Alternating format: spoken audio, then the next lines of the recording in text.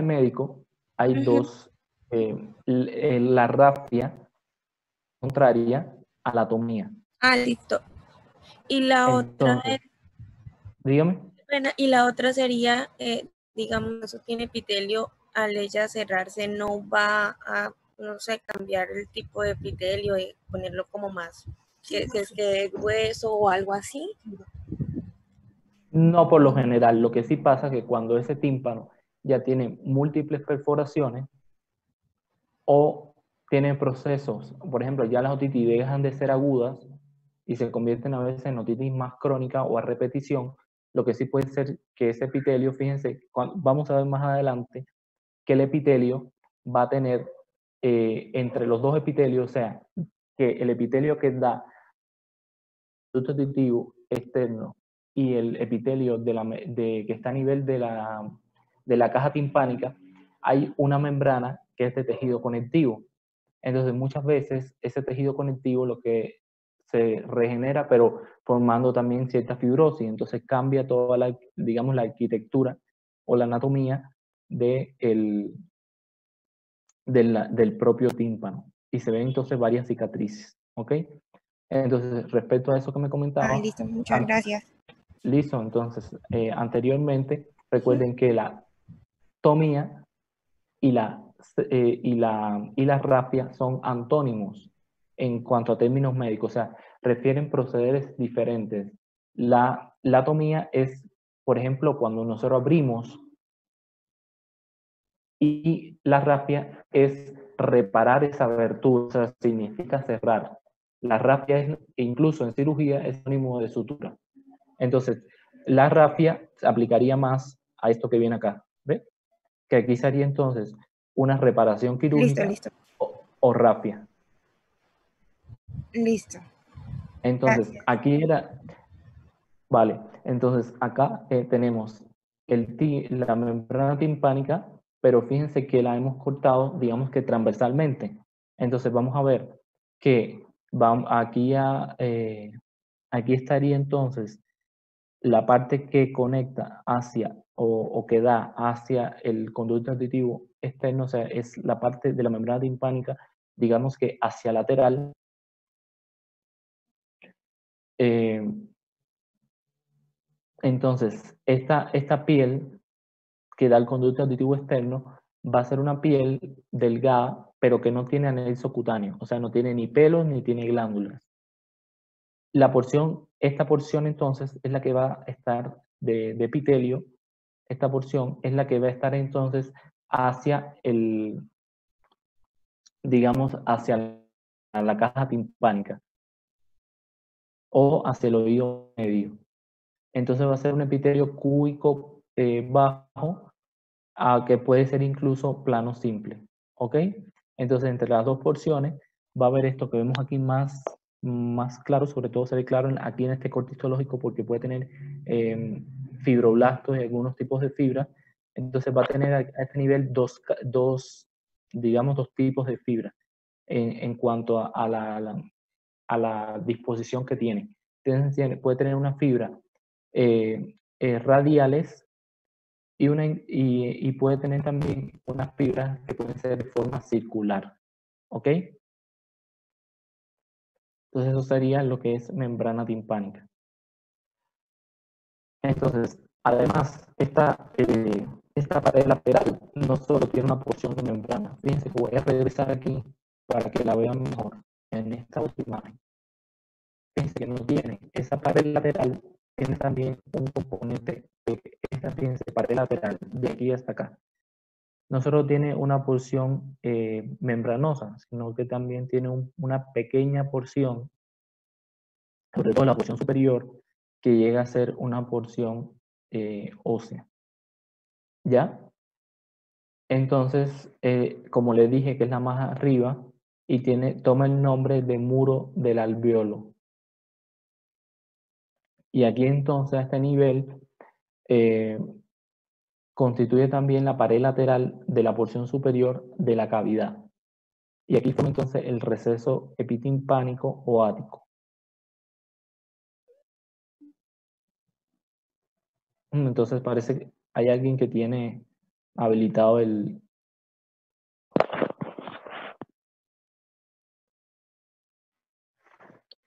Listo, entonces esta pared, en esta figura que les estoy mostrando, no se va a observar, ¿ok? Sino que esa es la pared que tenemos entonces sustraída de las 6 paredes.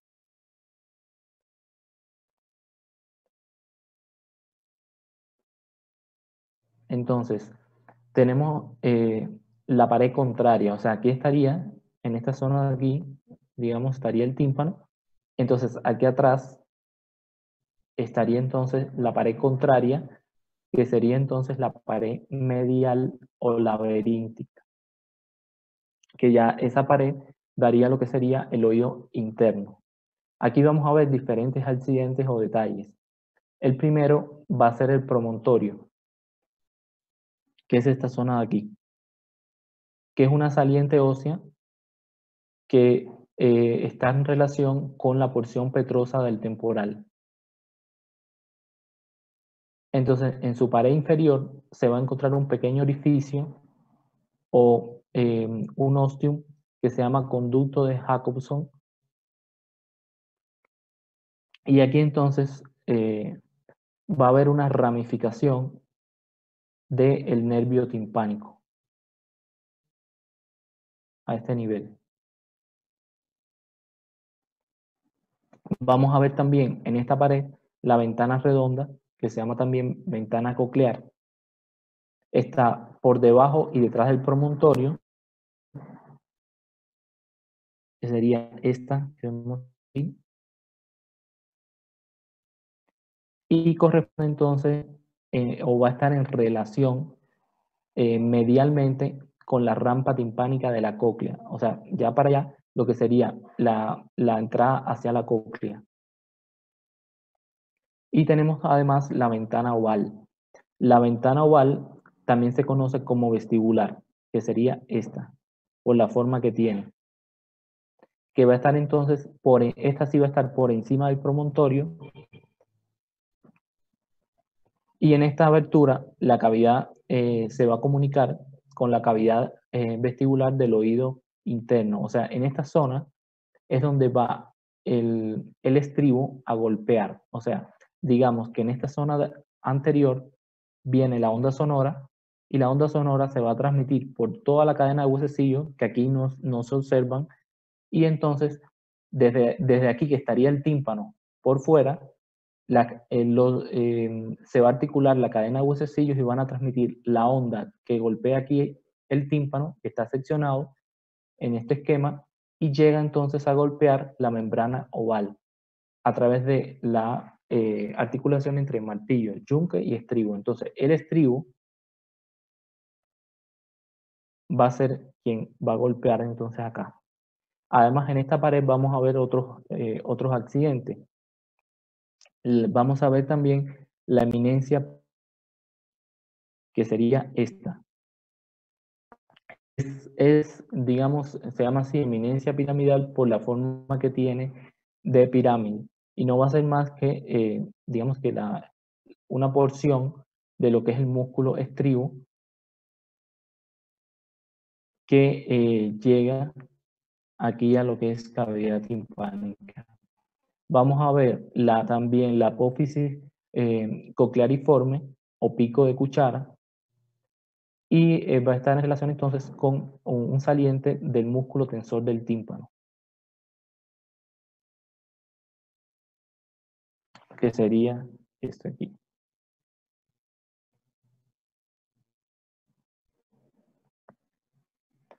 Y en la parte posterior y superior, arriba de la membrana oval, vamos a ver además dos salientes, una relación con el conducto facial, y todavía más arriba de esta, o sea, este aquí, y más arriba de esta vamos a ver entonces el otro relieve marcado por el conducto semicircular lateral, o sea, ya lo que sería una estructura que tiene que ver con oído interno, que hace relieve a ese nivel.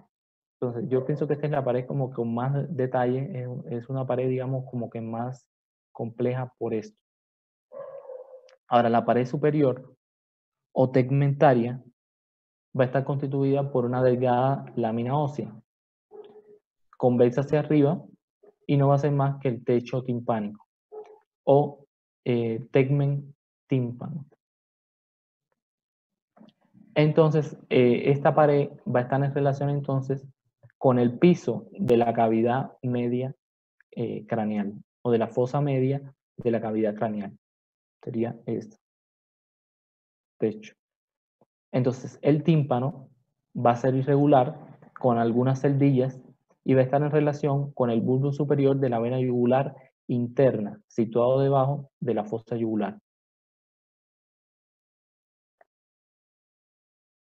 Ahora, en la pared posterior o mastoidea, que sería entonces esta pared, va a estar constituida, aquí el detalle sería la entrada al antro mastoideo, aditus ad antrum, que comunica entonces esta cavidad timpánica o sí, propiamente la cavidad timpánica con el astro mastoideo y entonces con el resto de las celdillas mastoideas. Además, aquí se va a ver un pequeño orificio que va a ser la entrada de la cuerda del tímpano. Aquí este nivel.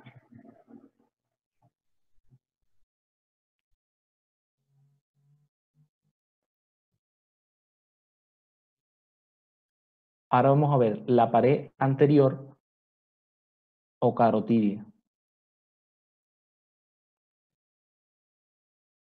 Aquí vamos a ver el orificio timpánico de la porción ósea de la trompa auditiva, que sería este el orificio. O sea, tenemos aquí trompa auditiva y aquí vemos el orificio.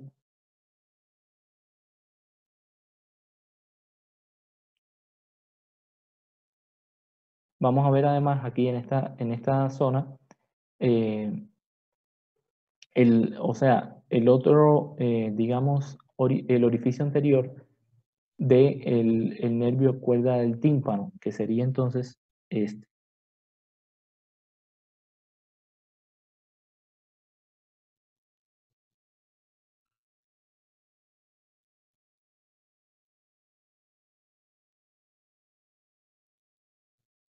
Entonces, esas son fundamentalmente las principales estructuras que vemos. Aquí yo les dejo entonces el esquema, que este esquema realmente más que anatómico es gráfico, pero yo se los quise poner porque para estudiar y para memorizar estas estructuras va a ser mucho más fácil para ustedes que que verlo de esta forma, porque está realmente muy esquematizado.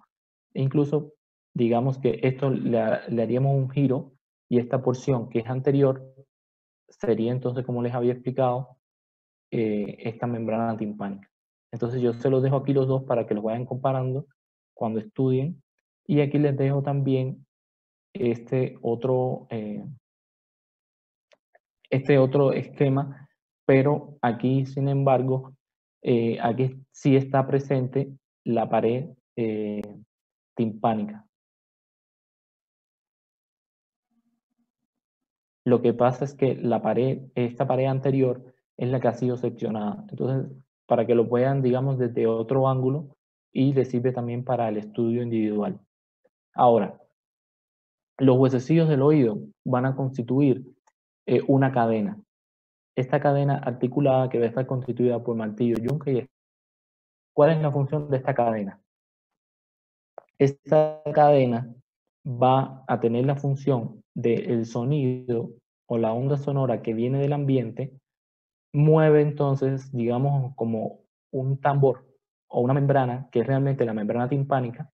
Entonces, ese sonido que mueve la membrana timpánica va a transmitirse a lo largo de los huesecillos y entonces aquí a la membrana oval va a llegar entonces de una forma, digamos, la onda sonora va a ser transformada a este nivel y transmitida también a este nivel en una onda, digamos, de tipo mecánica.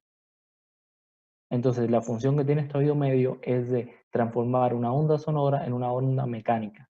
Entonces, esta onda mecánica va a golpear aquí, una vez que se transforma a nivel del tímpano y se transmite acá, golpea a este nivel el estribo, luego va a golpear la membrana oval y entonces va a transmitir entonces otra onda, pero ya va a ser una onda mecánica, pero digamos que es líquida, porque aquí van a ver, dentro de esta zona va a haber líquido. Entonces, el movimiento de ese líquido es el que va a hacer que aquí en el oído interno se activen o despolaricen y repolaricen receptores y entonces se crean entonces potenciales de acción que constituyen entonces el origen de lo que es la actividad eléctrica a nivel del sistema nervioso central de lo que es las ondas sonoras, ¿ya? Entonces esa es la importancia del oído medio. El primero de estos huesecillos entonces es el martillo. El martillo, como podemos comparar aquí, sería entonces el huesecillo, digamos que es más grande o más voluminoso. Tiene una forma alargada, de arriba hacia abajo. Entonces aquí vamos a ver lo que sería la cabeza. Esta cabeza se va a articular entonces con el yunque, un cuello que sería aquí a este nivel, el manubrio, que sería más, en esta imagen aquí, más inferior, y entonces dos apófisis laterales, perdón, dos apófisis, una apófisis lateral y una apófisis anterior. Lateral y anterior. El yunque, que es el huesecillo, digamos, que está en relación con el martillo, está mediado, el huesecillo que está entre lo que es el martillo y el estribo. Se describe aquí a este nivel un cuerpo, una rama corta y una rama larga, y una apófisis lenticular. Sería este. Fíjense que aquí están dibujadas las superficies articulares en azul. Y el estribo entonces va a tener una cabeza, que es la parte lateral del hueso, que tiene una forma cuadrilátera, aplastada arriba hacia abajo. Además de eso presenta dos ramas, una anterior y otra posterior.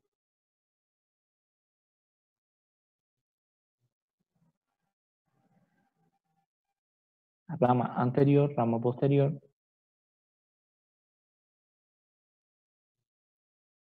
Y entonces estas se separan de la cabeza del estribo y se dirigen medialmente, delimitando un espacio cerrado por debajo la base del estribo, que era lo que habíamos visto acá.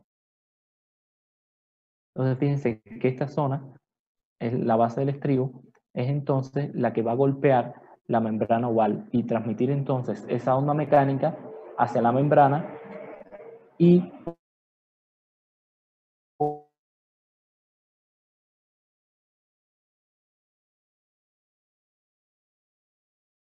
por el oído interno lo que va a haber es líquido. Entonces, esa va a generar, producir entonces cambios en el impulso nervioso que llega entonces al cerebro. Entonces, estos huesecillos van a tener articulaciones. Las articulaciones que presentan van a ser de tipo sinovial. Van a ser dos. La íncudo maleolar, o sea, de martillo con yunque, que este tipo de articulación va a ser celar o en silla de montar, y la íncudo estapedial, o sea, que es yunque con estribo, que esta va a ser una articulación que clasifica como esferoidea. Además de eso, estos huesecillos van a estar unidos también a las paredes de la cavidad timpánica por ligamentos. Entonces yo les dejo aquí también los ligamentos que están en relación con estos huesecillos para que ustedes después los revisen. Ahora, aquí en este nivel, aparte de los huesecillos con sus articulaciones y los ligamentos, va a haber también dos músculos fundamentales. El primero de ellos es el músculo tensor del tímpano, que va a estar entonces en relación con lo que es el martillo, que sería esto. Este es de los dos músculos, digamos que es el músculo más grande. Y como les dije, va a estar aquí en su tendón, o esta parte terminal va a estar en relación con el martillo. Y va a estar inervado por una rama que proviene de la porción medial del nervio mandibular. Este incluso tiene mucha importancia en el sentido de que cuando existen sonidos muy altos, con muchos decibeles, se activa un mecanismo reflejo que hace que este músculo se contraiga y entonces tensa al tímpano. Por eso se llama músculo tensor del tímpano. Entonces, ¿qué ocurre? Cuando hay un sonido de altos decibeles, o sea, mucho ruido, se tensa el tímpano y eso hace que no se transmita la onda sonora hacia adentro al resto del oído. Y es un mecanismo de protección contra el ruido que tenemos nosotros. O sea, se activa sobre todo por encima de 80, 120 decibeles. Y el otro músculo, que es el músculo estapedio, que está entonces en relación con el estribo, cuya inervación va a ser entonces el nervio facial. Es este que está acá. Y aquí entonces le dejo un cuadrito resumen que después lo pueden revisar con la imagen para que la relacionen. Ahora, además de eso, la cavidad timpánica va a estar, digamos que, recubierta por una mucosa, que es fina y va a ser confundida con el periósteo de la cavidad.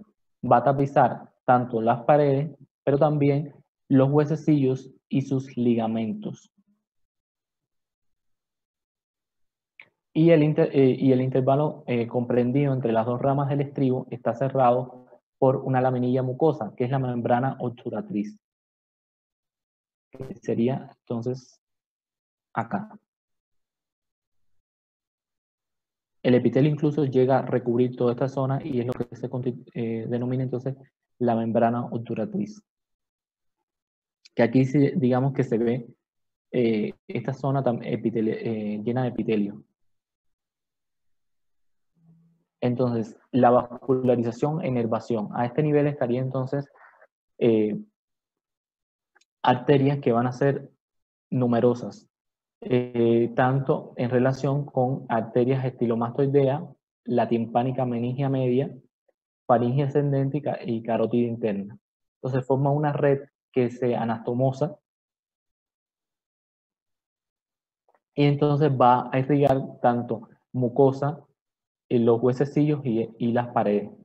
Las venas también van a ser numerosas y van a salir de la cavidad timpánica por los orificios donde penetran entonces también las arterias. Y los linfáticos, en la parte superior, se agrupan constituyendo ganglios rudimentarios y terminan al final en los ganglios parotidio y la laterofaringe. Entonces aquí les dejo la imagen de lo que son las arterias, que como les comenté eran múltiples y forman redes que se anastomosan entre sí. Y la inervación, además de estos nervios musculares, existen nervios sensitivos autónomos que vienen del nervio timpánico y de los nervios carotidio timpánico, que provienen a su vez del carotidio interno, que lo habíamos visto aquí en esta otra imagen.